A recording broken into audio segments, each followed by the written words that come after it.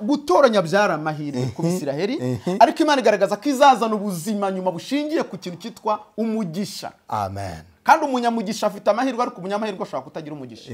Nubwo waba uri mu butayu iriba ryagira gute ryafukuka kuko uri umunyamugisha. Kuko umugisha impamvu umugisha ubikwa mu ijuru. Nta banka y'umugisha iba mu isi. Nta mbaraga y'umugisha iba mu isi. Nta gucumura ngo urye.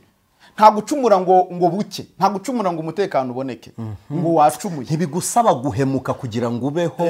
Juste uyu muryango uriho kugira ngo Kristo awukomoke. None arabonetse. Bibaye competition rero. Namwe murasabwa kwizera. Nibananira kubyumva rero. Kuntu abantu bakwiye kumva Kristo uwari we bakamutandukanya n'Abisiraheli mu myizerere. Bakamenya icyo Isiraheli imaze mu myizerere tukanamenya icyo Kristo amaze nyuma yo gukuraho ibyo bintu by'ikiryango no kuburanira isambu yawe rwose giburane imodoka yawe niba kugonga jya mu rukiko cyangwa burana eshwa batera imetero dekarara rwose baze bapime ariko wirihuza no kwizera. Ushobora kurya uri hano mu isi kandi umutahajuru ushobora kubeshwaho na politike cyangwa ekonomi ariko umutahajuru ufite kwizera Kristo ari muri wowe yadafatiza inkingi n'izirindwi ntabwo byari kuzaba babarero zivuge zose ukoresheje kwizera agaca bugufi akemera ko ari umunyantege nkeya akemera kugira ibyo areka akemera kugira ibyo ahomba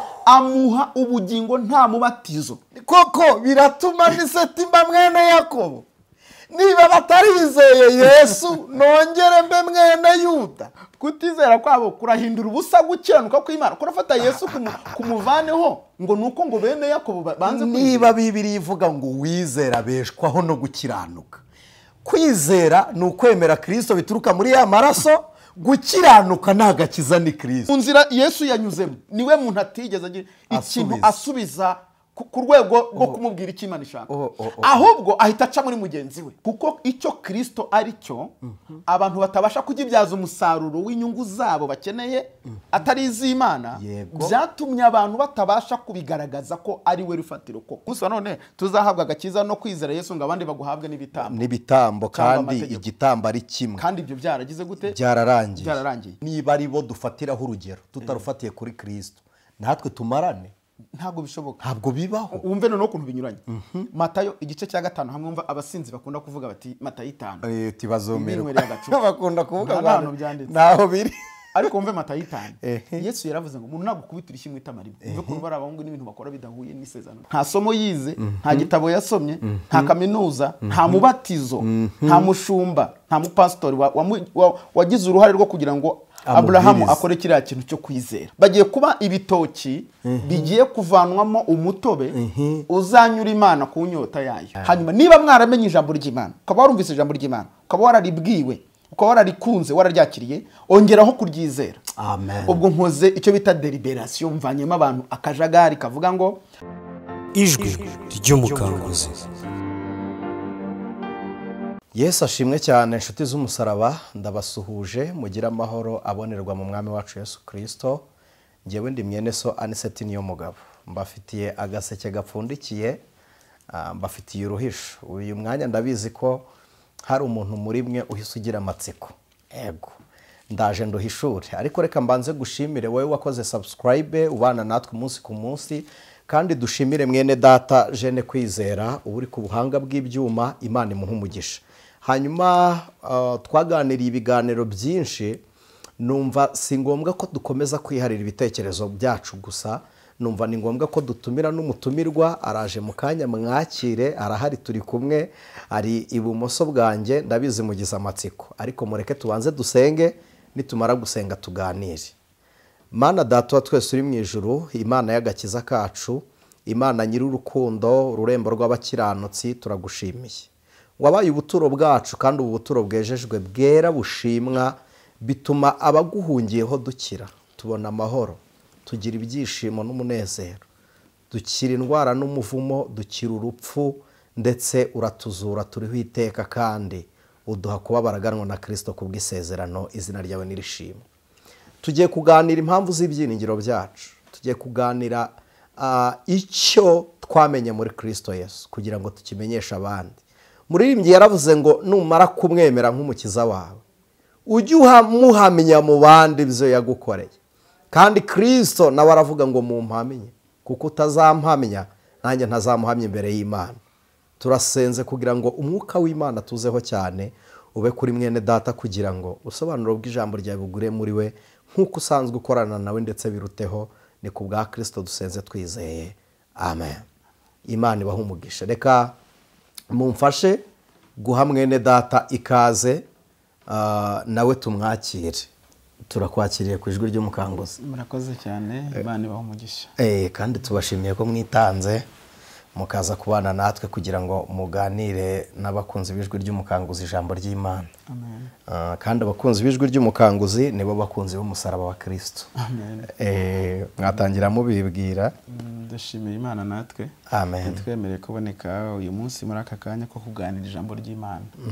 Nitwa Musoni&Ev.Anicet, ndi umubwiriza butumwa bwiza. Yego. Hari abantu bamuzi cyane Musoni&Ev.Anicet, ndabizi ko ari umukozi w'Imana, Imana ikorana nawe mu buryo bumwe ndetse n'ubundi mu buryo bw'ijambo ry'Imana, ariko uyu mwanya ndagira ngo tuganire. Musoni&Ev.Anicet ni umwizera, ni umukristo, ko aravuze ngo ndi umubwiriza butumwa bwiza bwa Yesu Kristo.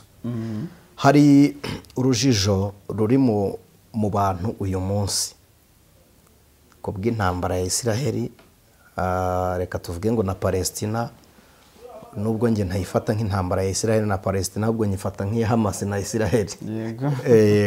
Noneho abakristo benshi bibaza Yesu wabo ninde kuri bo, hanyuma Isiraheli niki ku bakristo. Uburyo wowe ubisobanuramo cyangwa uburyo ubitekerezamo nibyo ngira ngo tuganire. Ubundi koko se tutarinjira in deep ya Bibiliya, ndabona wanabumbuye ugiye gusoma, tubanze tuganire koko Kristo Yesu avukaye. Ni ibitekerezo by'Imana byaje mu isi. Yego.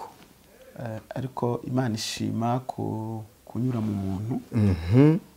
Hanyuma uwo muntu yanyuze mu yari yarateguwe. Yego. Yarateguwe. Bigaragara ko kuva kuri Adamu, ubwo yagiraga ikibazo cyo gutandukanywa n'Imana kubwo kutayumvira, byubakiye mu mbaraga ikomeye yo kuyitakariza icyizere, kutayizera. Imana yakomeje kugaragaza icyo yashatse ku bantu. Yego. Hanyuma umwanditsi w'Abaheburayo 11 agaragaza abantu Imana yagiye ikoresha nk'abamisiyoneri mu guhishura icyo ikeneye ku isi. Uhereye kuri Henoki, uyu mwanditsi yavuze ko ngo yagendanye n'Imana imyaka 300, Imana ikamwimura. Amen. Bivuze ngo yarayizeraga. Yego. Ugakomeza kuri Abraham, bose ni ibimenyetso mu kwizera, na ba Nowa. Hanyuma iki gisekuru cyo kwa Nowa umva cyakomotsemo Abraham ku muhungu we bitaga Shamu.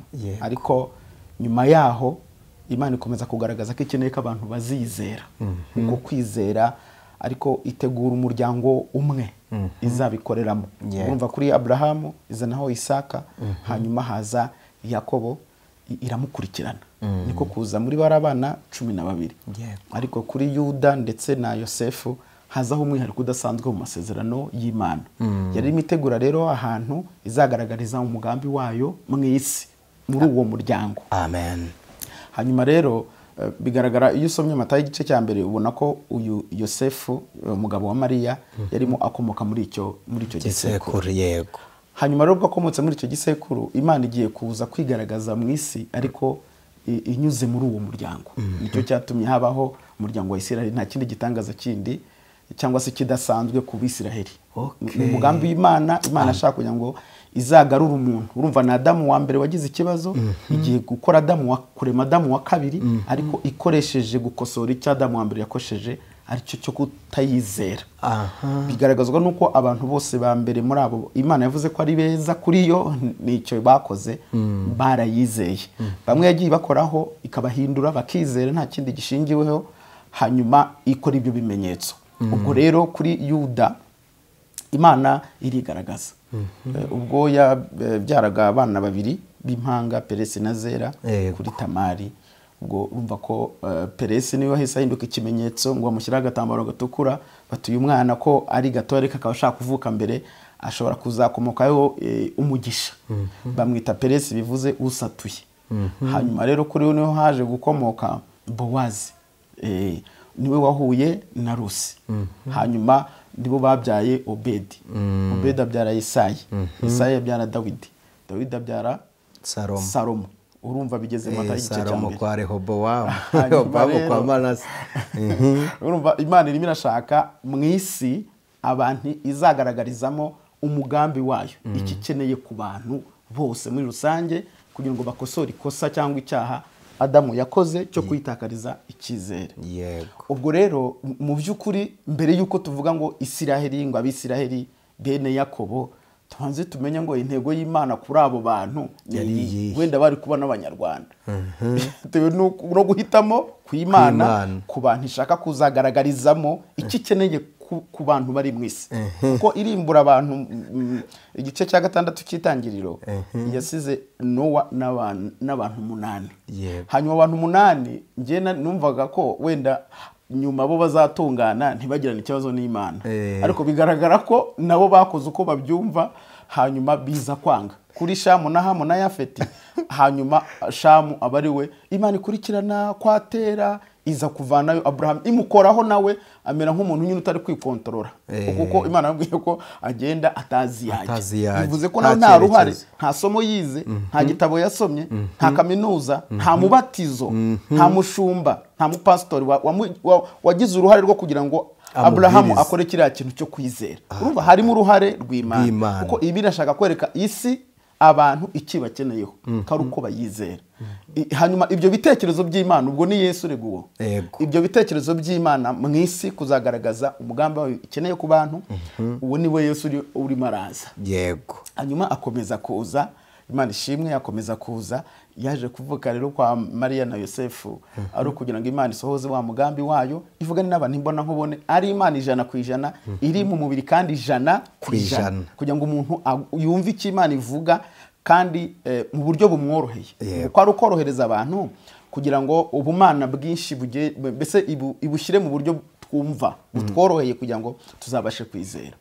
Ubundi we Yesu rero. Hanyuma rero agiye kuvuka muri uwo muryango wa bene Yakobo. Nta kindi bakoze, nta kindi kintu kidasanzwe, sinamatora ngo n'amatora batoye, nta butoni, ntibakijijwe, si n'ubutunzi budasanzwe, si n'igihugu cyiza barimo. Ni umugambi w'Imana. Umugambi w'Imana. Ukuntu Paulo yabivuze mu gice cya 9 cy'Abaroma, yavuze gutoranya kw'Imana. Aravuga ngo Imana yakunze Yakobo ngo yanga Esawu, agaragaza ko byamukoze ahantu. Aravuga ngo kandi bari batarakora icyaha, bataravuka ngo nibura bavuga uti uyu yamwanze kubera ibyaha runaka. Hanyuma avuga gutoranya kw'Imana ku rwego ruhanitse. Aravuga ngo Imana iratoranya kabisa, ngo imukunda atarabaho. Urumva ko nta ruhare abifitemo, nabo nta ruhare babifitemo, n'abazamukomokaho bose. Icyo ni ikintu badakwiye kwirata mu buryo ubwo ari bwo bwose, kuko bishingiye ku mugambi w'Imana no gutoranya. Ubwo bivuze gutoranya kuko mu isi hari abandi bantu. Ntabwo Imana ishyizemo undi mwihariko ufite uruhare mu bantu, ahubwo niyo yonyine ikoze icyo bita gutoranya. Ubwo tugiye kuvuga Isiraheli ni mu gakiza kacu irashushanya mu buryo bw'imyizerere ya Gikristo. Isiraheli ni izihe mbaraga. Noneho rero aravuga ngo Imana ni umubumbyi. Yaravuze ngo habaho ibibumbano by'icyubahiro, hakabaho n'iby'ibyisoni. Arimo avuga gutoranya. Niho yanatanze n'urugero avuga ngo Imana yanangiye umutima Farawo. Ngo ibyanditswe byaravuga ko ngo yamunangiye umutima ngo kugira ngo igaragaze imbaraga zayo kuri we. Yego. Ashaka kuvuga ati ubundi bwo yari kubikoraho iki, ko ari uguhitamo ko Imana ko ari kubikoze. Ubwo rero urumva gutoranya kw'Imana ko kwashyizeho uyu muryango wa bene Yakobo. Nta nubushake bw'Imana, n'ukuro rw'Imana, n'imbabazi z'Imana. Mu yandi magambo n'abakozi bacu. Amen. N'abakozi bacu igiye kubakoresha, bagiye kuba ibitoki bigiye kuvanwamo umutobe uzanyura Imana ku nyota yayo y'urukundo yakunze umuntu kuva yamurema. Haleluya. Bo bagiye kuba umutobe, igiye kuba manipulatinga, nayo niko yabise. Yaravuze ngo n'uruzabibu rwanjye, yaravuze ngo n'uruzabibu nateye, ibavanemo ibyishimo byayo. Ibyishimo byayo uraza gusanga ari twebwe. Twebwe abashyize mu bikorwa icyo yashakaga ko tuzakora, ariko byanyuze muri bene Yakobo. Bene Yakobo rero bakurwaho igitwikirizo muri Aburahamu, ahinduka sogokuruza w'abizera bose. Hanyuma abantu bose bazabasha kwakira iyo mbaraga yo kwizera, nibo Yesu yagaragaje ko ari bo bafite ubugingo buhoraho, cyangwa se ari bo bana b'Imana. Bavuye kuba abantu b'Imana rusange, Imana ishyiramo umwihariko w'abazaba abana b'Imana. Turareba rero icyo Yesu yabivuzeho. Yego. Matayo igice cya 11, turareba Yesu uko yabivuze muri ya nkuru ivuga uburyo ki Yohana Mubatiza afunze igihe yamutumagaho. Yego. Hanyuma Yesu mubwira ngo niwe Mesiya cyangwa dutegereza undi. Aha ngaha Yesu yahise ahakorera inyigisho yimbitse igaragaza umugambi w'Imana, icyo Imana ikoze, kuko uribuka ko yari handover. Yaragiye ni ihererekanya bubasha, niwe wari wamubatije. Hanyuma rero reka tumaze dusoma akaba namubyara wereka umurongo wa 11 igice cya 11 Matayo. Yesu aravuga ati, ndababwira ukuri yuko mu babyawe n'abagore hatigeze kubaho umuntu uruta Yohana Umubatiza. Umve ubwo isi abantu bose babayeho ku isi, aravuze ngo nta wigeze aruta Yohana Umubatiza, ariko umuto mu bwami bwo mu ijuru aramuruta. Ubwo niwe uhise yivuga. Ahise yivuga. Ahise avuga ngo ubwo ni babiri mu bantu bari mu isi bose nta uruta Yohana, ariko umuto mu bwami bwo mu ijuru aramuruta. Ubwo ahise avuga ngo ni usibye nge gusa, ariko muri iyi si nta wundi ushobora kuruta Yohana. Arakomeza, uhereye ku gihe cya Yohana Umubatiza ukageza none. Muri icyo gihe cye ubwami bwo mu ijuru buratwaranirwa, intwarane zibugishamo imbaraga. Ngo kuko impamvu bivuze abahanuzi bose n'amategeko byahanuye kugeza igihe cya Yohana. Urimo urabyumva? Kandi niba mushaka kubyemera, niwe Eliya wahanuwe ko azaza. Ufite ugutwi kumva, ugutwi yumva cyangwa yumva niyumva. Ufite ugutwi wumva niyumve. Ngo aho niho ibanga riri. Agaragaje ko mu bantu bose, mu bahanuzi bose, muri misiyo y'isezerano rya kera yose ifungiye kuri Yohana, kuko isimbuwe n'umwe umuto mu bwami bwo mu ijuru. Ubwo niwe uri kwivuga. Agaragaje ko none hariho usigaranye guhuza abantu n'Imana. Niwe ugiye guhuza abantu n'Imana. Rero aya marushanwa, ndayita marushanwa, yahise afata kuba umwana w'Imana bishyira muri kompetisiyo yitwa kwizera. Agaragaza bano ni bene Yakobo yavutungaga urutoki, aravuga ngo ntabwo ubucuti n'Imana n'ubuhanuzi mwagiraga, n'ubuhanuzi guhura n'Imana ntibigikomereje mu muryango. Yes, byarangiriye kuri Yohana, ntibigikomereje muri bene Yakobo. Gahunda si ikiryango. Ubu ngubu ibwiriza umuto mu bwami bwo mu ijuru agiye kubaha, niryo rigiye kubahuza n'Imana. Haleluya. Isezerano rya kera ubwo birarangiye. Yes, arabisoje rirarangiye. Ari ugiye gutanga uburyo budasanzwe bwo guhura n'Imana. Niwe wivuza aha ngaha. Arababwira ati, kandi niba mushaka kubyemera mu byemere, niwe Eliya wavuzwe ko azaza. Iyo uyu avuze ngo niwe Eliya wavuzwe ko azaza, yarashatse kumugaragaza nk'umugambi w'Imana muri misiyo ndashyikirwa, yuko Yohana atari umuntu usanzwe. Tukigera mukozi w'Imana, tumaze imyaka myinshi tubwiriza, twumva n'ababwiriza butumwa, ariko hari abantu batahishuriwe. Hano abantu bagiye bahagera, abavuga butumwa bakavuga ngo Yohana ngo uburoko ngo bwaramuriye, ngo bumuriye ngatuma kuri Yesu ngamubaza ngo ntawe butarya. Barabeshya, kuko niba Yesu avuze ngo Yohana arimo umwuka wa Eliya wishe abahanuzi babaye n'abashera 850, wavuye mu ijuru mu buryo bw'umugambi w'Imana. Imana yabiteguye muri ubwo buryo kugira ngo acungure, agaragaza icyubahiro cy'Imana kigarure muri Isiraheli. Ntabwo ari umuntu wakumva ko afunze, kandi na Yohana nawe yayoroshye ku rwego ya uroko bwamurya agatuma kuri Yesu ngo azagira icyamumarira.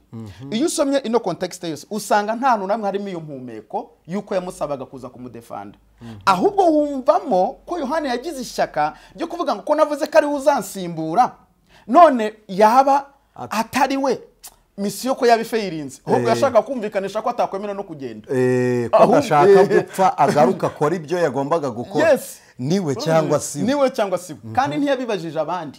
Ikindi kigaragaza ko atari gukangwa n'uburoko, ntiyabibajije abandi, ntabwo yabigize nk'amaganya, ahubwo yamutumyeho mwenyewe amusaba igisubizo. Noneho igisubizo yamuhaye nicyo kigaragaza ko buriya bwoba atari bwo, ngo Yesu ngo akora ibitangaza, akora ibintu bitakorwa n'undi muntu mu isi, byakorwa n'Imana. Amutuma haramubwira ngo mugende mumubwire ibyo mubonye, arahita amenya ko ari ibyo, kuko nta wundi wagira gute wabikora. Hanyuma yiyakire misiyo, amenye ko irangiye neza, ni handi ihererekanya ububasha byasojwe. Mwabyumvishije kuko igisubizo yamuhaye n'ikibazo Yohana yari yabajije ntabwo cyari cyo kuva muri gereza, kuko ntabwo bari gukorana bombi. Naho ubwo rero bivuze ko arimo amugira gute, amuteguriza, hanyuma ko agiye kubatirisha umwuka n'umuriro. Haleluya. Bituma rero amenya ayo makuru, ayamenye Yohana arishima amenya ko Imana koko yasohoje umugambi wayo, ko Kristo akomeje gahunda nawe agize gute agiye. Ibyo bintu byakira neza, nta maganya yari afite rwose. Ntabwo Eliya uri muri Yohana, urumva bombi babaye ni igitangaza, ni ubumana, ni umugambi w'iki w'Imana. Yesu rero ahita avuga ngo umuryango bene Yakobo, ubu ntabwo agakiza cyangwa se kuba abana b'Imana bikiri ku rwego rw'isezerano ry'umuryango. Ubu Imana ishyizeho competition yo kwizera. Ntago icyo mwamaze ni ukugira ngo mvukire muri uyu muryango Imana yakurikiranye. Ariko noneho agakiza ntikakibonerwa muri mwe, ubu agakiza kabonerwa muri Kristo Yesu. Karabonerwa mu buryo ngiye kubabwira, ni mu byizera Imana ishimwe. Kandi uwari we wese, ahise avuga ngo ni umuntu uwari we wese. Anagerekaho ijambo rivuga ngo ubwami bwo mu ijuru buratwaranirwa. Utazavuga ngo uri uwo kwa Yuda cyangwa kwa nde, ngo urekeraho gutwarana, kuko intwarane nazo zibugishamo imbaraga. Kandi izi mbaraga yavugaga yari azizi, yarimo ahuza uburyo ki basanzwe bizereramo, abuhuza n'icyo agiye kuvuga, kuko yarabize ko bizabagora kumwumva, kuko n'ubundi byarabagoye, kugeza ubwo abaciriye umugani w'Umusamariya. Arababwira ngo hariho umuntu wari wibereye Yerusalemu mu murwa w'amahoro, ngo ariko arataboneka Yeriko, ngo nuko agezeyo ahura n'igico cy'abambuzi, ngo baramukubita musigabuzeho hato ngo apfe, ngo ariko ngo hanyuma ngo abatambyi agiye kuvuga bwa buryo bakoreshaga, ngo umutambyi amunyuzeho ngo arakikira arigendera, abona ntacyo yamumara, nta service y'ibintu. Ubwo byari bisobanuye ko ntacyo umutambyi yigeze amarira indembe yo mu nzira, inyoko muntu ntacyo yayimariye. Aravuga ati kandi haza n'umurebu n'umunyamategeko, nawe arakikira arigendera, abona nta keye yatanga muri ako kandi umuntu ararembye, abona amategeko ntacyo yagira gute yamufasha. Ubwo nabo babacishijemo akarongo. Abatambyi n'abanyamategeko arangije haza umusamariya w'umunyembabazi, ngo haza umusamariya w'umunyembabazi. Uyu musamariya rero niwe wivuze. Umusamariya kandi w'umunyembabazi avuza abasamariya babwira abayuda, kandi batandukanye n'abasamariya ntibasangira niba bemera. Mu yandi magambo, hazaza umunyembabazi uturuka mu bo mutemera, mudafitanye gahunda, mutigeze mugurira icyayi, mutigeze musangira ikawa, mutigeze mugirana isezerano ry'umuryango cyangwa ry'amaraso, mutigeze muvukana, mutazi, mbese mudafiteho uruhare ku buryo mwavuga ngo ni uwacu. Aka kantu k'ikiryango Yesu k'ikiryango mu aragaretse ku rwego rukomeye. Arangije aravuga tumva. Hanyuma uyu musamariya niwe wamugiriye impuhwe, ngo arangije ngo yari ari ku ndogobe nziza y'icyubahiro, ngo arayururuka, ngo amugirire impuhwe, ngo amukuramo iyo myambaro yuzuye amaraso, ngo amwogesha vino, ngo arangije ngo amusiga amavuta ya elayo. Haleluya. Amwomora inguma, arangije ngo amushyira mu icumbi ry'abashyitsi, ngo yishyura amadenari y'abiri. Ariko ubundi arya turihuta cyane. Oya, nta kitwirukanka. Eka nkwerekere. Hari kuntu abantu bakwiye kumva Kristo uwo ari we, bakamutandukanya n'Abisiraheli mu myizerere, bakamenya icyo Isiraheli imaze mu myizerere, tukanamenya icyo Kristo amaze nyuma yo gukuraho ibyo bintu by'ikiryango. Hanyuma Yesu agaragaza, ubwo arimo aravuga inyoko muntu na Isiraheli muri rusange, nicyo wagiye gukora muri ako kanya, ko ari ukwiriye kwizerwa abantu bavane amaso ku kiryango. Aravuga ati hanyuma amwomoza iyi vino ni amaraso, ni amaraso ya Kristo. Vino nshya isobanura amaraso ya Kristo, ni amaraso rwose. Kandi ukamenya ko ari substance alcoolique. Yarashatse kuvuga ngo uwogejwe n'aya maraso ntabwo aba atake par bagiteri virisi cyangwa se n'ibindi. Ni alcohol, ni vino. Yaravuze ngo azomorwa ku rwego adashobora kuba atake ku kintu icyo ari cyo atongera kwandura rwose, nta zindi virusi ntazo rwose. Protection. Hanyuma aravuga ngo kandi ngo amaze kuyamwomoza ngo amusiga amavuta yerayo. Amavuta yerayo ni umwuka wera. Amen. Ni umwuka wera. Haleluya. Ari amavuta atanga ubuzima, ararenuvera, atanga ubuzima. Kandi ari ku rwego umuntu atasobanura cyane bitewe n'icyerekezo turimo. Hanyuma ngo arangije amwambika ikanzu, yamwambitse ikanzu yera kuko yaramaze kumwomora, amaze kumusiga amavuta, amwambika ikanzu. Iriya ni umwambaro wera wo gukiranuka. Kandi haleluya, uheshwa no kumvira umwuka wera kubw'amaraso Yesu Kristo yaguhaye imbabazi kubw'ibyaha Imana yatwereje ubuntu. Hanyuma ngo amushyira ku ndogobe ye. Umuririmbyi yaravuze ngo yasize ubwiza wari ufite mu ijuru ubwo wazaga mu isi Yesu. Urumva asiga ubwiza bwe, amushyira ku ndogobe ngo amujyana mu icumbi ry'abashyitsi. Na cumbi ry'abashyitsi amahishurwa atandukanye mu ijambo ry'Imana ashobora kugaragaza ko ari itorero. Ahantu ushobora kubonera serivisi z'iby'Imana. Ushobora kwakira ubuhanuzi, ukahakira ijambo ry'Imana, ukahakira ubuhamya, ukahakira amashimwe, ukahakira impuguro, ukahakira kwihana, ukahakira kwisubiraho. Mbese hari ahantu amasengesho ibihe byiza, icumbi ry'abashyitsi hari ahantu. Ariko ngo yishyuye amadenariyo 2. Bira rero nubwo ari icumbi ariko rifite kondisiyo. Ubundi bavuga ko isi irimo ibintu byinshi biyoboye ariko habaho iby'ingenzi cyane. Buriyo tuvuze politike na ekonomi ni imbaraga zikomeye nizo ziyoboye isi kugira ngo abantu babashe kubaho. Hari ibintu rero Yesu yavuze mu byahishwe Yohana igice cya 5 umurongo wa 11. Yaravuze ngo umwana w'intama watambwe ni ukwiriye guhabwa ubutware, ministeri y'ubutegetsi bw'isi bw'ibihugu. Hanyuma bivuga ko umuntu wese wamaze kwizera Yesu akamwakira nk'umwami n'umukiza w'ubugingo bwe ntabwo yimurwa mu isi, ayigumamo. Ariko hariho icyo twita garanti. Ushobora kurya uri hano mu isi kandi umutahajuru, ushobora kubeshwaho na politike cyangwa ekonomi ariko umutahajuru ufite kwizera Kristo ari muri wowe. Iyo adafatiza inkingi ni 7 ntabwo byari kuzaba. Babarira uzivuge zose. Yavuze ubutegetsi bw'ibihugu. Byashwe Yohana igice cya 5. Umwana w'intama watambwe igice cya 5 umurongo wa 11. Ndareba numva ijwi ry'abamarayika benshi bagose ya ntebe na bya bizima n'ababakuru. Umubare wabo wari inzovu, inshuro inzovu n'uduhumbi n'agahumbagiza. Yego. Bavuga ijwi rirenga 12 bati umwana w'intama watambwe niwe ukwiriye guhabwa icyambere ubutware. Aha ni mwisi ku murongo uhere 12.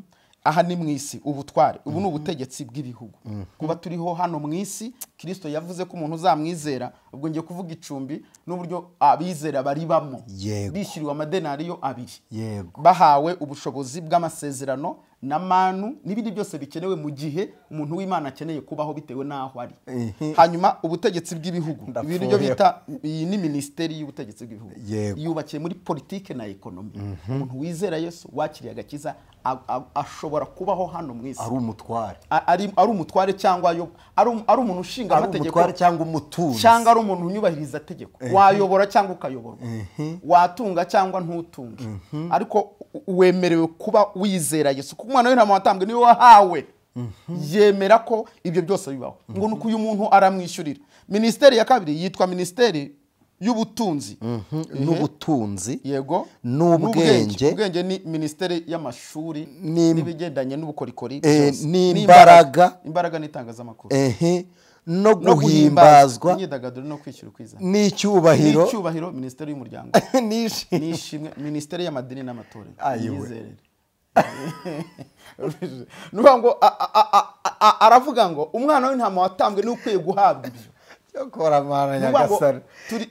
Turi hano mwisi abantu bose bizera Yesu bejejwe n'amaraso ye barangiza bagahabwa umwuka wera. Haleluya. Bakambika umwambaro wo gukiranuka ari wo kumvira umwuka wera bihesha gukiranuka. Bafite uburenganzira bwo kuba hano mwisi kandi reka nkwereke igitangaza kirimo ntabwo imvura yanze kugwa bisobanuye ko bo bapfa niko umwanditsi w'Abaheburayo yahishuriwe igice cya 13:8 we yaravuze ngo umukiranutsi azabeshwaho no kwizera kuko Yesu yabyishyuye ntabwo bizasaba ko we wabijyamo wabishyiramo izindi mbaraga kuko bivuze umugisha bivuze ko imibereho y'aba bantu ibikwa mu ijuru ngo nta muntu wabigusoresha nta wabikwiba ntakwirwa agukata ukuboko ngo ibintu bikubeshejeho ngo urabigendana ngo uyu muntu bibitse mu buryo bw'umwuka Yesu yabyishyuye mu buryo budafatika kandi bigomba kubeshaho aba bantu mu buryo bufatika ni mu isi ariko birishyuye paid hanyuma nta percentage ntago twenda kubigura hanyuma ubwo buzima bugomba kuba ari ubuzima budashobora kugucumuza mbese nta gucumura ngo urye nta gucumura ngo buke nta gucumura ngo umutekano uboneke ngo wacumuye ntibigusaba guhemuka kugira ngo ubeho ntibigusaba no aha kandi mumenye ko biraza guhura na kino kibazo turiho ntabwo niba Israel ifite ibifaru n'ibibombe n'ibitwaro kirimbuzi mvujije kugira ngo babeho gisobanuro cyo kubaho mwisezerano rishya ntabwo ibingi byo ari byo bigikora ntabwo tugicungwa n'imiheto mvujije Yesu yishyuye amadenariyo 2 ku bantu bazaba bafite gakiza bamwizera ibyo byabayeho mbere Imana yagiye bikoresha igakoresha izo ntambara igakoresha ibintu nk'ibyo ngibyo kugira ngo iproteje ba bantu shaka kuzagaragarizamo icyubahiro cyayo kugira ngo Kristo azavuka ari umuntu uboneka kandi mu bantu Imana yatoranije hanyuma rero ibyo bimaze kuboneka Yesu aravuga ngo ndagiye ariko nsize ngize gute nishyuye intambara si yanyu ibiribwa no muzakora ibyo mugomba gukora mu butegetsi bw'igihugu mu mashuri mu bigendanye n'umuryango mu myidagaduro mu myizerere ariko imbaraga zitubeshaho haleluya ziva mu ijuru niko Yohana yanditse mu gice cya 6 Yesu yaravuze ngo ninge mutsima yaravuze ngo basugukuruza abanyu bariye manu mu butayu barongeye bagira gute barapfa aravuga ngo ariko urya umubiri wanjye akanywa amaraso umubiri we ni ijambo rye amaraso ye ni ukuryizera haleluya niko 3 bavuga aravuga ngo uzaho ndi ntazasonza n'unyizere ntazagira inyota ubwo nukuvuga ngo nukurya rya jambo nukuryizera bingana n'ubugingo buhoraho bingana n'ubuzima bwo mu ijuru yaravuze ngo ibi muzajye mubikora kugira ngo munyibuke mumenye ubuzima mufite icyo bushingiyeho umuririmbyi yaravuze ngo kubw'imvura n'izuba byo mu ijuru shobora kwera imbuto umwami Imana agize gute ashaka aha rero niho hantu tugomba kumvikanisha ko Isiraheli Yesu yagaragaje umumaro wayo mu isezerano rya mbere agaragaza n'umumaro wayo mu isezerano rya kera kuko bamuvyaye ariko ahita bagirira gutya ahita abwira ati gahunda ikurikiyeho ikimenyane ku Mana kiraza gushingira ko kwizera ibyo ngiye kubabwira utazizera bibaye competition mwese murashyira umupira hasi w'umuryango mwizere kuko Imana yashyireho uyu muryango ni ukugira ngo nzaboneke mvuye muri juste uyu muryango uriho kugira ngo Kristo awukomoke none arabonetse bibaye competition rero namwe murasabwa kwizera bibananira kubyumva rero kuko nicyo kintu biti dini ni ngo bo bagumanye cya kirutine cyambere cyo kuvuga ngo turimo turamutegura kuko yabagaragaje ko amategeko bagenderaga bahuza n'Imana yabananiye abagaragariza ko ubutambyi bwabahuzaga n'Imana butabashije kubageza ku Mana abagaragariza ko bagomba gushyira umupira hasi bakagira gute bakizera ijambo agiye kubigisha aha rero abantu mwumve kandi ntimuyobe Imana ntabwo inegurizwa izuru mugomba kumenya ko icyo Isiraheli iri cyo mu isezerano rya kera niyo shusho reka buryo uko mu rusyo akoma n'ingasire hari igihe iyo ndi kuvuga ijambo ry'Imana ntekereza ko wenda yashobora kuba ari no munsi wa nyuma uko umuntu wese afite igihe cye reka ne gusiga iki mbabwire ko Abisiraheli kugera kuri Kristo igihe yaziye bagaragaye nk'amahirwe bari amahirwe Imana yatanze mu isi bo bagendeye ku buzima bw'amahirwe ariko kuva kuri Kristo n'ijambo ryo kubazamwizera Imana hisi igaragaza ko ari umugisha bo bari mu buzima bw'amahirwe kuko bagize amahirwe yo gutoranywa n'Imana ariko twebwe duhabwa ubuzima bw'umugisha kubwo kwizera haleluya ndabaha ibisobanuro nuvuga ngo kuva mu gihe cyabura abasogokuruza uhereye kuri uwitwa Yakobo na Esawu ngo byagaragaye ko Imana itanze umugisha ku muto kuko amahirwe yari ay'umukuru iyo ni ishusho y'isezerano rya kera deja umukuru amahirwe yarayagiraga kuko niwe wahabwaga umurage yaraye umukuru w'umwana w'imfura. noneho Imana iravuga ati gumana amahirwe ariko ikintu njyewe ntanga umugisha. hari ikintu nzakora isi nzayereka cyitwa umugisha. bigeze ku bahungu ba Yuda, Peresi na Zera. Peresi azana akaboko kandi ari gatoya, ngo baravuga ati bamushyiraho agatambaro gatukura, nabivuze mbere, batuye umwana biti. ngo naho Imana igaragaza ko izita ku mugisha cyane kuruta amahirwe, izayasimbuza umugisha.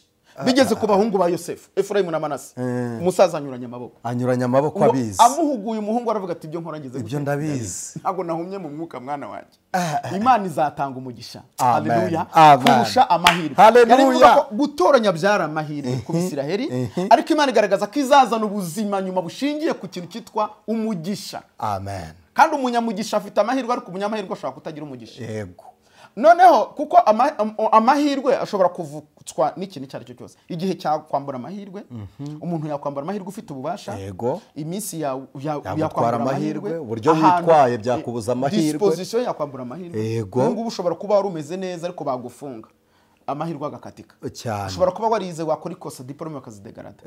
mbese amahirwe ashobora kuba inhibited. ushobora kugera mu butayu, utakaye mu butayu, amahirwe yo kuba akabarangiye. ariko imbaraga yitwa umugisha. haleluya.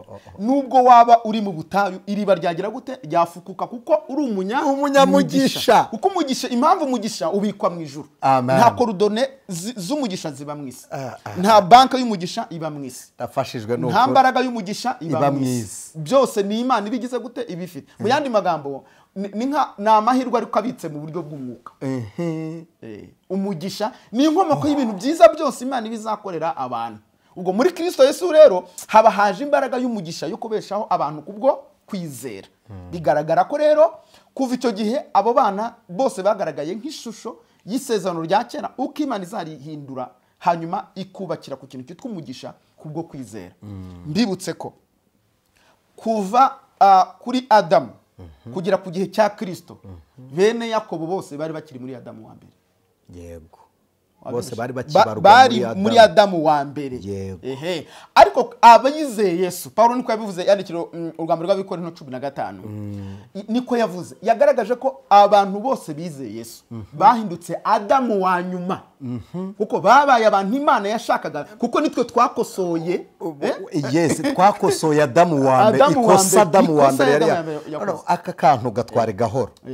uravuze ngo abantu bose bo muri Yakobo bari muri Adamu wa mbere. guturuka kuri Kristo Yesu, abizeye Kristo Yesu bose bari muri Adamu wa nyuma, ari we Kristo. n'uwa kabiri nta wundi uzaza. noneho uyu Adamu wa nyuma, reka tubikompare n'uburyo turi gusubira inyuma tukongera kwisanisha, tugashaka gusubirayo muri Adamu wa mbere. none se urumva abo ni Abisirayeli turi kuvuga, kandi ni bene Yakobo, ni bari abahungu bari ni bene Yakobo, bafite ibisasu, bari abahungu b'Abayuda bafite ibisasu harahiri. ni ukuvuga ngo ntabwo twenda kongera kwisubiza muri iyo ngobyi y'amahirwe, kuko twahawe umugisha w'Imana. amen. turaza kugaruka kuri kiriya kintu cyo kuba bahari kubera yuko batizeye.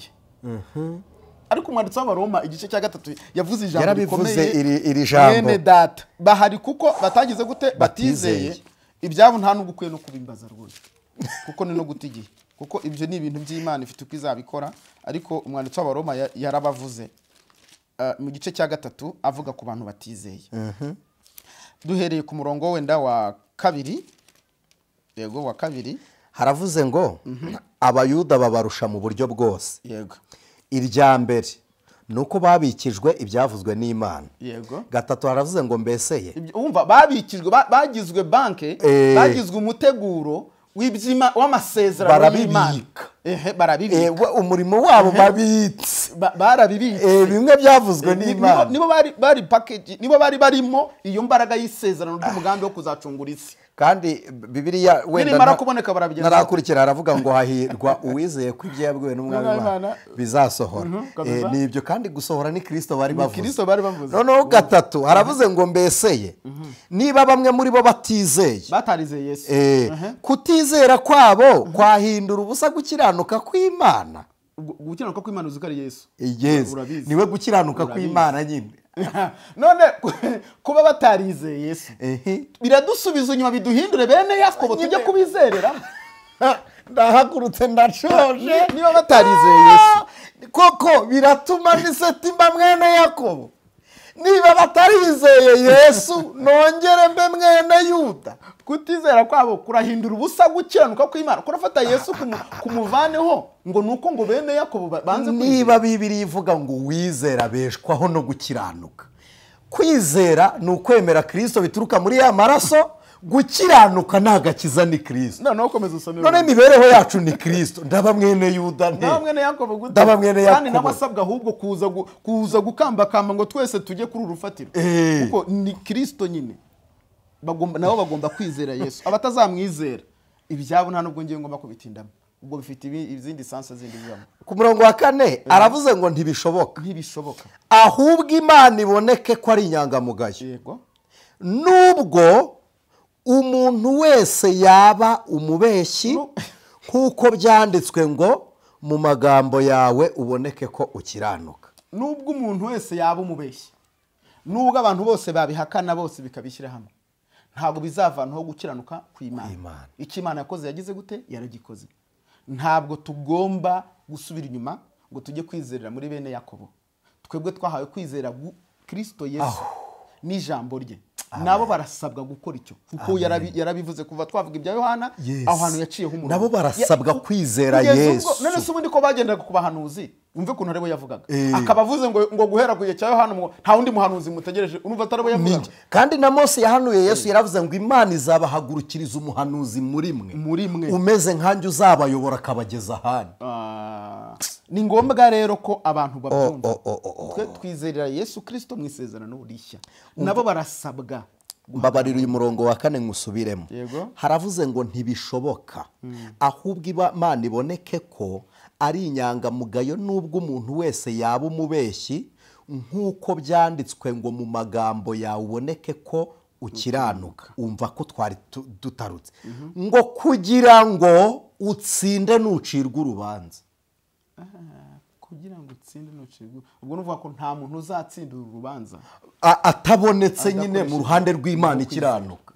Uku kwizera kudakoze Kristo utizeye Kristo nta kindi kizagira gutekereza. Hoya Bibiliya iravuga ngo utizera Kristo amaze gucirwaho urubanza. Noneho ngo uwizera ntateka. Utamwizeye amaze kuricirwaho. Nyine nta kindi kiraro kindi kizabahuza n'Imana usibye Kristo gusa. Kuko niwe wa nyuma, niwe Adamu wa nyuma. Icyo ni Imana yashakaga ku muntu. Mu by'ukuri rero nubwo wenda abantu bashyiraho commentaries zitandukanye ariko umuntu wese agomba kumvura urufatiro rw'agakiza. Urw'agakiza. Kandi buriya hari ikintu tugomba kumva papa. Hari ikibazo cyabayeho mu banyamadini mu bantu baransije ubutumwa bwiza. Yego. Habaye ikintu cyo kutagaragaza Yesu uwo ari we. Bakamuduhamo abantu baramwitiranya. nka produit ya Isiraheli. Nka produit ya Isiraheli. Kumbe ni ibitekerezo by'Imana. Ubundi ni umwuka w'ukuri mu yandi magambo. Amen. Ni impinduka zikomeye mu isi z'ubumana mu kubaha Imana bikosora icyo Adamu yakoze cyo gutandukira kwizera Imana agatakaza kwizera. Hanyuma ibi bitekerezo bingana n'ubuzima bw'ukuri. Kutera ibuye rimwe ry'ica inyoni ebyiri. Tuvuge ngo kuko icyo Kristo ari cyo abantu batabasha kugibyaza umusaruro w'inyungu zabo bakeneye atari iz'Imana, byatumye abantu batabasha kubigaragaza ko ari we rufatiro koko. Mwibutse ko iki gitabo sibyo kirimo impumeko y'Imana ariko hakaba harimo inyubako cyane y'Abaroma. Byagaragaye ko inyandiko zose niyo uvuze televiziyo uvuze televiziyo telekomande bura ni ikigiriki. Inyandiko nyinshi zahise zihindurwa. Hanyuma iyi Bibiliya byumvikana ko ibitekerezo byose birimo impumeko y'Imana kuko biganisha kukubaha Imana ariko habamo n'ibintu byinshi cyane bijyandanye n'inyungu zabo muri icyo gihe. Kuko ntabwo bari kwemera igitabo kibaranse kitashyigikira inyungu z'Abagiriki n'Abaroma. Ariko kuko twebwe twizera Imana nk'umwuka w'ukuri, ikintu cyose kiduha badukangurira kubaha Imana mu mwuka w'ukuri tutitaye ku nyungu zabo. turacyemera. Yes. Impamvu mbikubwiye nuko Adamu yumviraga Imana kandi adafite Bibiliya. Yego. Ubwo bisobanuye ko impumeko y'Imana ishobora kuba mu makuru, ishobora kuba mu mateka, ishobora kuba n'ahandi, ariko yose tuyisuzumisha umwuka w'ukuri. Umenye ko ariko Yesu yavuze kane Yohana 23 yaravuze ngo igihe kiraje ndetse kirasohoye ubwo basenga data batazongera kumusengera i Samariya ni Yerusalemu mu mahanga ari iyo ngiyo ruguru, ahubwo bamusenga bagiye kumusengera mu mwuka no mu kuri, kuko data ashaka ko bene abari bo bamusenga. 24 aravuga ngo Imana ni umwuka, n'abayisenga bakwiriye kuyisengera mu mwuka no mu kuri. Ubwo ruvuga ngo Imana ni umwuka w'ukuri. Hanyuma impumeko irimo hano rero ni ubuzima bw'ukuri. Ndaguha urugero. Uramutse urahuye amakara ku mbabura y'umuturanyi, hanyuma ukayakura hari menshi agasigaraho duke, kwagira isoni ntabe yakubwira ngo yasubizeho, mu mutima wumva hakubwiye ngo iki? Iyo ukijijwe wumva umutima ukuriye, ukumva aravuga atari kwa aya makara wayasubizaho handi makara nubwo utayashyiraho, ariko uba ufite icyo uvuganye nacyo. Uwo mwuka w'ukuri rero, ubwo buzima nibwo bungana n'impumeko y'Imana. Bushobora kuba ku makara, kuko Paulo ntabwo ari kwandika amakara y'i Kigali n'imbabura y'iwanyu, ariko hari ibyo yanditse turagendanye. Hanyuma rero iyo twumva Imana ntabwo tuyingana n'inyuguti, ahubwo twumva impumeko yayo ko iri vast, kuko ibintu byose Imana dukeneyeho ntabwo babonye umwanya wo kugira gute wo kubyandika. Ahubwo twumva ko Imana ivuganye natwe mu ijambo ryayo, kimwe nuko umwuka wera nawe avugana natwe bikaba bingana n'ijambo ry'Imana, kuko ari we Kristo muri twebwe. Ibi rero abantu bagomba kubyumva rwose ko tutagomba gusigara inyuma. Tugomba kumenya ko Uwiteka ari kumwe natwe mu buryo bw'ubuzima, yitwa Emmanuel, ari muri twe mu buryo buri live, ni muzima muri twebwe. Ibi rero abantu bumve neza kandi bahishurirwe ko icyo Imana yashakaga gukora ikoresheje Abisiraheli kwari ukubyara Yesu. Imana ishimwe. Hanyuma twebwe icyo twasabwa gukora ni ukwizera Kristo ijambo. Uzi uburyo Paulo yabwiye Abaheburayo, yarabwiye ngo nicyo gituma tudakwiriye guhora mu bya mbere bya Kristo. Dutegereje ko azaza, twiringiye ko azavuka, ntidukwiriye guhora muri ibyo bya mbere. Umva ko yabwiye Abagalatiya mu gice cya 4 umurongo wa 1. Yarababwiye ngo umuragwa iyo akiri umwana ntahaba atandukanye n'imbata nubwo yaba ari nyiri ibintu byose, kuko ategekwa n'abamurera. Turagendanye. Naho yaba ari nyiri ibintu byose, nubwo yaba ari nyiri ibintu byose, umuragwa iyo akiri umwana. Yaravuze ngo niko natwe twari tugize gute, twari turi ngo twarazwe ubuntu bw'Imana binyuze mu Bisiraheli, ari Imana ikoresheje. Hanyuma isezerano ryacu risohoye, basabwa nabo kujyana natwe, kuko nabo ni buryo Imana yemeye cyane, kuko ntabwo uyu munsi none tuzahabwa agakiza no kwizera Yesu ngo abandi baguhabwe n'ibitambo kandi igitambo ari kimwe, kandi ibyo byaragize gute, byararangiye. Uyu munsi rero abantu be kwishyiramo ngo ari ikintu, ariko numvise bakomantinga mu minsi yashize bavuga ngo Isiraheli ngo abakristo bose ngo bagomba kumva ko intambara y'Isiraheli ari iy'abakristo. Franchement ntabwo ari byo rwose, kubera ko intambara yabo ntabwo ari iy'abakristo. Ubundi deja si n'iy'agakiza, si intambara y'agakiza. Ntabwo ari intambara y'agakiza, ntabwo ari ibyo kwizera mu by'ukuri. Icyo barwanira ni ubuzima busanzwe, nk'uko nawe umuntu yakwiba umurima wawe ukajya kumurega, yaguta ku gasozi wari ufite ahuba, sibyo? Ibyo ni ibintu bisanzwe, ni ibintu biri aho, ntibikwiye guhura n'ibi bintu by'agakiza. Uko umwana uri gukizwa ubu ngubu, nta kuntu wamucomeka muri icyo kintu ngo azagira itandukano ryo gutandukanya Abisiraheli na Kristo. Ntabwo yamenye ibyo ari byo, ahubwo we yazakura avuga ati nanjye nzagenda asaba abantu, nanjye nzajya ndwanya. None se koko niba ari bo dufatiraho urugero tutarufatiye kuri Kristo, natwe tumarane? Ntabwo bishoboka, ntabwo bibaho. Wumve noneho ukuntu binyuranye. Matayo igice cya 5 hamwe umva abasinzi bakunda kuvuga bati Matayo 5 tibazomerwa, bakunda kuvuga naho biri, ariko wumve Matayo 5 Yesu yaravuze ngo umuntu nagukubitira ishimwe itamaribwa, umve ko bari abahungu n'ibintu bakora bidahuye n'isezerano rishya, uzahindure murindi, nakwaka umukenyero uzamuhe, nakwaka igikingi uzamutembereze no mu kindi. Ibyo bintu icyo bisobanuye nuwa ngo agakiza kari ku rwego ugomba kumera nka Stefano, ugakuruwaza amaboko mu gihe cyose akarengane kaje, kandi nabwo urenganira ibyo kwizera. Urenganira ibyo kwizera. Turagendanye. Ngo agaragaza ko nta kintu na kimwe gikwiye kugutandukanya n'urukundo rw'Imana. Nose wavuye kwica umuntu, hari umugabo hari umugabo usengera iwacu ku itorero ry'iwacu bita pole pole.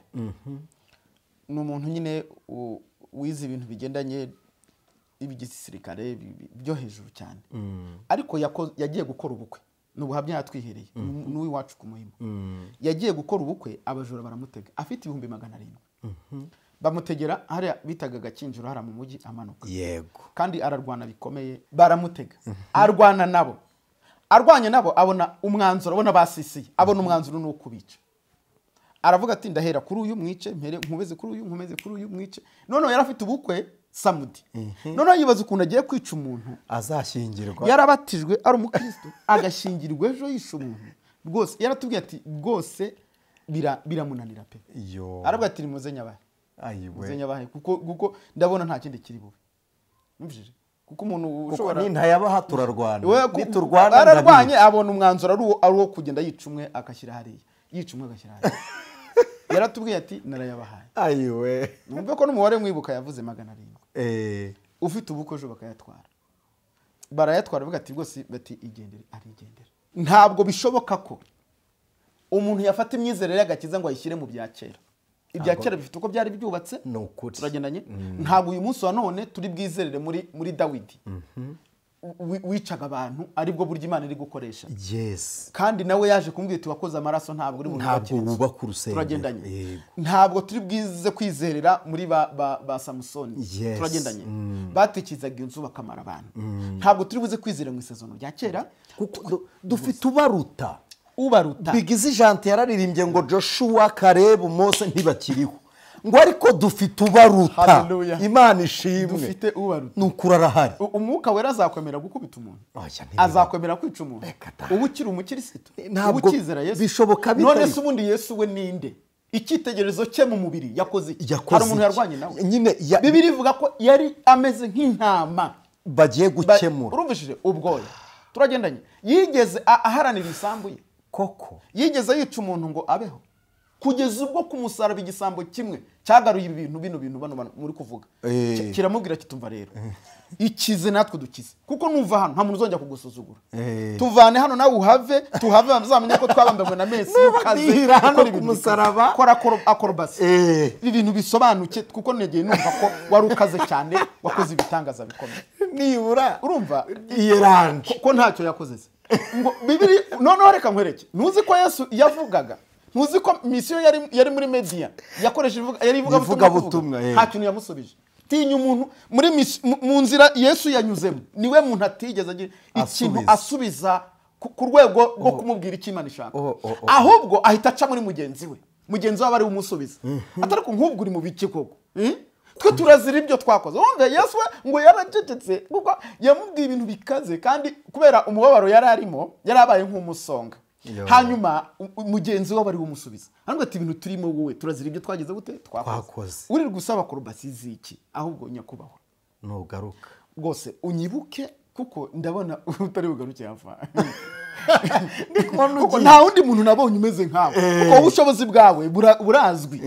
Kuba nta kintu iri gukora nge ndabona atari gusa. Mbese ndabona atari cyo kintu atari wo mugambi ugize gute ufite. Aravuga ati ibyo kurekeraho ntabwo ari byo. Ngende igisambo ndi umugome rwose nisha abantu. Rwose ahubwo mbabarira ngira nk'uko umeze. Kuko ndabona ukuntu umeze ari byo byiza cyane kuruta kwirwanirira. Haleluya. Arangije arababwira ati ngira nk'uko ugize gute ubeze. Uzanyibuka. Bibiri ivuga ibintu bidasanzwe. Hari ahantu hari ibiti bitatu. Nuwa ngo Eden yarimo ibiti bitatu. Yarimo igiti cy'ubwenge ikimenyesha ubwenge n'icy'ubuzima busanzwe. Noneho Yesu yari kuri kimwe muri ibyo. No birabisamo no bya presentaga ibindi biti muri ibyo ngibyo. Kira rero cyamubwiye iby'ubwenge bw'isi na Adamu wa mbere. Iriya ni ya teretoma y'inzoka n'ubushukanyi bwa Satani. Noneho Yesu agaragaza ko ibyo bintu nta gaciro bigize gute bigifite byo gukoresha ubwenge no kwirwanirira no gukoresha imbaraga zawe n'ubudahangarwa na immunity numvishije opinion leaders banyakubaho. Aravuga ati oya ntago ari uko isezerano cyo sikeri igiye gukora ahitaho ubugingo turagendanye ubuza ubwenge bw'isi. Kimwe gihabwa ubugingo ikindi kibuzwa ubugingo kuko presentation yacyo ntabwo ari ijyanye n'isezerano rishya. Hanyuma Yesu ahitaho ubugingo ubuza ubwenge ukoresheje kwizera agaca bugufa kemera ko ari umunyantege nkeya akemera kugira ibyo areka, akemera kugira ibyo ahomba, amuha ubugingo nta mubatizo, amuha ubugingo nta sengesho yasenze, amuha ubugingo nta kintu na kimwe kindi akoresheje ngo ahinduke ikimenyetso, haleluya, cy'umugambi w'Imana icyo ishaka mu isi. Ntabwo ari ukurikirana uburenganzira bwawe, ahubwo ni ukurikirana icyo Imana igize gute ishaka. Icyubahisha Imana nicyo isezerano rishya ryubakiyeho, ni imbaraga z'umugisha Imana iha umuntu wese uyihaye icyubahiro mu kwizera ikigize gute imubwiye ngo ahabwe ubugingo. Bituma Yesu arema paradizo ahantu ho mu ijuru, haleluya, ngo amuremera ahantu ho mu ijuru. Aramubwira ati turabana muri paradizo, amuremera ahantu ho mu ijuru. Hari ahantu n'ahantu ho mu ijuru ntago yemeye ko ajya ikuzimu cyangwa ahandi, yamuremeye ahantu. Yahuye no kwimurwa kw'abera, kw'ibituro byarakingutse, ubundi abera bazutse, bahise bamusangayo, ahita ataraverisa, niho bamusanze. Aho hantu habaye create kubera uriya mwizera mushya. Niwe mwizera mushya, niyo umuntu wagaragaje icyo Kristo ashatse gukora. Imana imukoreraho icyigisho gikomeye. Hanyuma ibiti byo muri Edeni, icy'ubwenge cyibwe kirasubizwa, hanyuma gisubijwe ubugingo buragaruka, hanyuma bugarutse Yesu abana n'uwo muntu muri Edeni. Niyo mpamvu tuba muri Edeni yo mu buryo bw'umwuka iyo twizeye ijambo rya Kristo yatubwiye. Ntabwo dukeneye rero Yerusalemu, ntabwo dukeneye uramurwa mukuru, ntabwo dukeneye kujya kutwereka imva n'ibindi.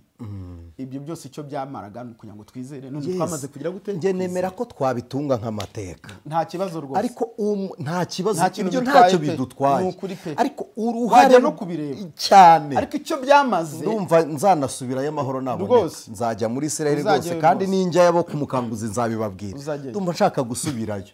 Ariko reka nkubwire iki, uvuze ko hari ikintu uvuze, uravuga ngo umujura we aramurebye aravuga ati nta buryo wabigenza rwose, ubwenge busanzwe, defense, tukava hano ikize natwe dukize, kuko turabizi ko wabishobora.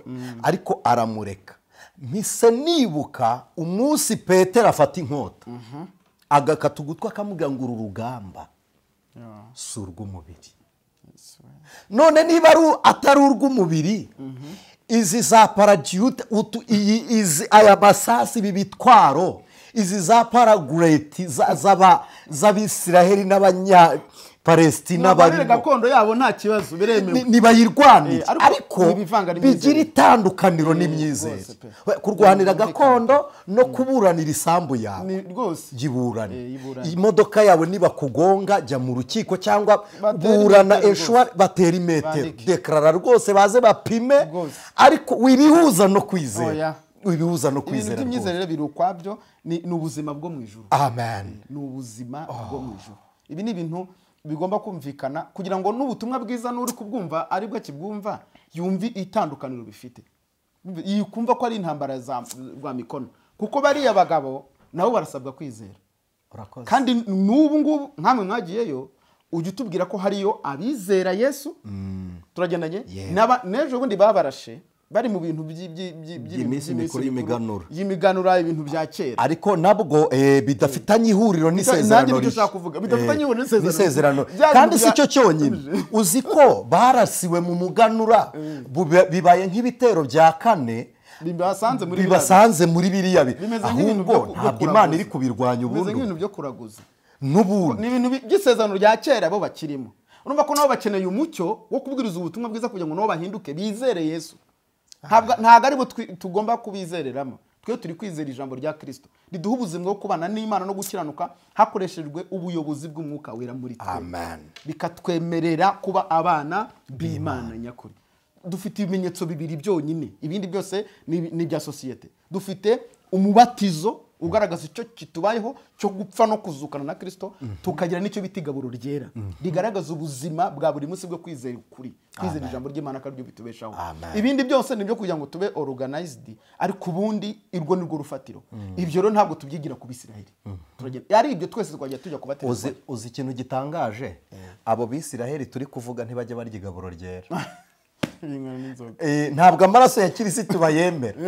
None se barayemera bate kandi ari Kristo wabizanye akababwira bamwizera ngo mujye mubikora munyibuka? Ntabwo duteshana agaciro rero igice kimwe cy'abo bantu bataramenya Yesu, ahubwo nabo tubasabye kumenya ukuri kw'ijambo ry'Imana Imana yakoze, kugira ngo nabo bizere, sibyo, babone ubugingo buhoraho nk'uko Kristo yagize gute yabivuze. Ariko birabujijwe ko umuntu yayoba ngo ajyanwe muri ibyo bintu by'imyizerere bitandukanye. Kandi dusabe n'abapastori bacu, yego, n'abayobozi b'amadini atandukanye n'abandi bari kubyigisha, bajye bagerageza kubwira abakristo isezerano rishya n'irya kera bitandukanye. Imyizerere, sibyo, iyo ijambo ry'Imana hesha umuntu ubugingo buhoraho, bitandukanye n'ibyo babona by'intambara no kwirwa abantu bagira gute barasana, n'ibintu bitandukanye ndetse cyane rwose. Imana ibaha umugisha. Amen. Uyu ni mwene data Musoni&Ev.Anicet. Ufite ikindi ushaka kumubaza, haba muri komenti wayandika tukazagusubiza, ariko ushaka kuvugana nawe by'umwihariko afite nimero de telefone.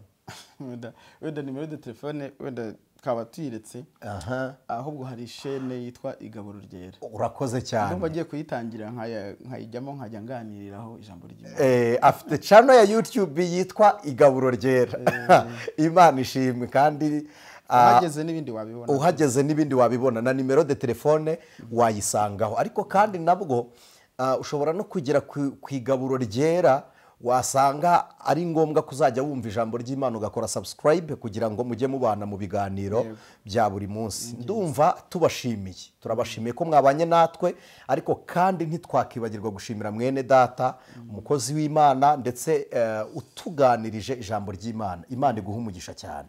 Hari indi message waba ufite ngo uyibwire abantu nusoza usengera umuntu waba uhinduwe n'ibyo yumvise? Message mfite irakomeye, kuko abantu ntabwo bari kubyarwa n'ukuri. Ubutumwa bwiza bugaragaza ko umwanditsi wandikiye Abitesalonike urwa 2:13 B yaho yaravuze ngo agakiza gaheshwa no kwezwa kuva ku mwuka no kwizera ukuri. Yego. Umuntu ufite agakiza ni umuntu wagahawe no kwizera ijambo ry'Imana.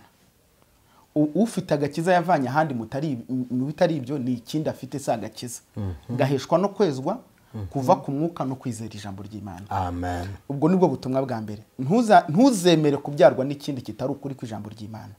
Ubutumwa bwa kabiri nabwo bwa nyuma nuko mugomba kwimuka mukamenya ko ijambo ry'Imana ryo kwizerwa, si ryo kwemerwa gusa. Ubwo kizaho gusa kugira ngo atagira impaka zizaho. Si ryo kumenywa gusa, si n'iryo gukundwa gusa, si n'iryo kwifashisha gusa, ahubwo ni ukuryizera. Iyo hajemo kwizera biba bisabye icyo bita kwakira ingaruka z'ibyo wemera. Ushobora kuba nkwemere ko nta kwizera, ushobora kuba ngukunda ariko nta kwizera. Niyo mpamvu dukunda abantu ariko sabo kwizerwa, tubana n'abantu, tubyarwa n'abantu, turababyara ariko sabo kwizerwa, dukoresha amafaranga n'ubutunzi ariko si ibyo kwizerwa, si byo? Mbese tuba ahantu ariko saho kwizerwa. Twizera Imana, dukunda ibintu, tukabikoresha, turabyemera, tugomba kubibamo, ariko si ibyo kwizerwa. Uwiteka niwe kwizerwa wenyine. Hanyuma niba mwaramenye ijambo ry'Imana, ukaba warumvise ijambo ry'Imana, ukaba wararibwiwe, ukaba wararikunze, wararyakiriye, ongeraho kuryizera. Ubwo nkoze icyo bita deliberation, mvanyemo abantu akajagari kavuga ngo twese turi abantu b'Imana. Umwana w'Imana ni umuntu wizera ukuri, wemera kujya mu ngaruka z'icyo ukuri gusaba. Z'icyo ukuri gusaba niwe wizera, niwe ufite agakiza. Kandi icyo impamvu nyine ari ubutumwa nuko kirakomeye. Kirakomeye. Nagiye mbona uyu munsi nakurikiye social media, nagiye mbona abantu ba postinze ibintu byinshi, noneho nkabona bagiye bavuga ngo nyamuneka aho ngaho nimukahavuge, kubera ko harimo ukuri kwinshi. Umuntu wese utizera ukuri agaragazwa nuko atemera kujya mu ngaruka z'ukuri. Hanyuma rero niba ufite agakiza ukaba utakoze imitwe y'intoki ku buzima bw'ingaruka z'ukuri, icyo ufite sa agakiza ni ikindi. Ushobora kuba ari igipupi cyangwa kikaba ari intangiriro yo kubimenya, yo kubyinjiramo, ariko ukemera ko utaragira gute utarabigeraho. Nuko nari mbasabye ngo mwizere ukuri kw'ijambo ry'Imana, tube mu buzima bufite agakiza kuzuye. Icyo nicyo kizaduhesha ubugingo buhoraho. Amen.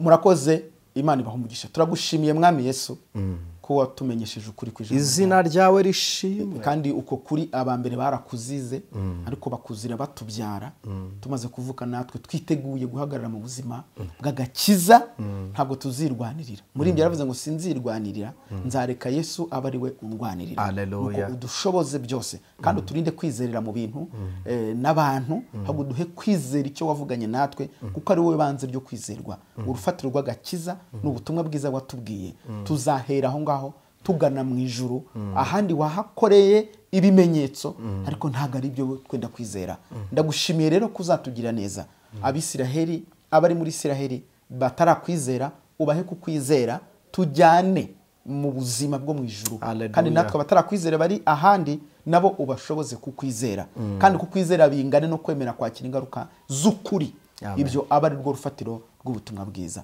ubwo ugendera abandi nanjye ntusige kuko ubuzima bugoye hano mu isi ikinyoma cyamaze kuganza isi ariko duhe guhagarara mu mucyo w'ijambo ryawe urakoze kubyumvishe kandi kubikoze ufashe abarushye n'abaremerewe uzure abapfuye bishwe n'ikinyoma kandi uhembure abantu bari bananiwe ukiza abarwayi isi yose urengera impunzi urengere imfubyi urengera abari mu magereza bizeye ukuri kw'ijambo ryawe umuntu wese umuha agakiza kamukwiriye urakoze kubyumvishe none n'iteka ryose mu izina rya Yesu. Shalom shalom Imana y'amahoro ibaha umugisha nakagaruka ku ijwi ry'umukanguzi. Ijwi ry'Umukanguzi.